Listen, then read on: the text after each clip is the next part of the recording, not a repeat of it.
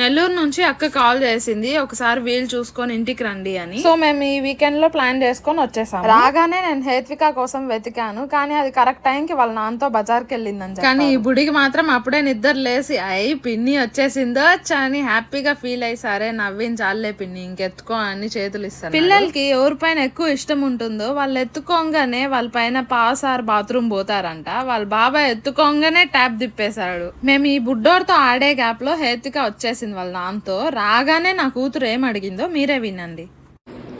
పిన్ని రాలేదు.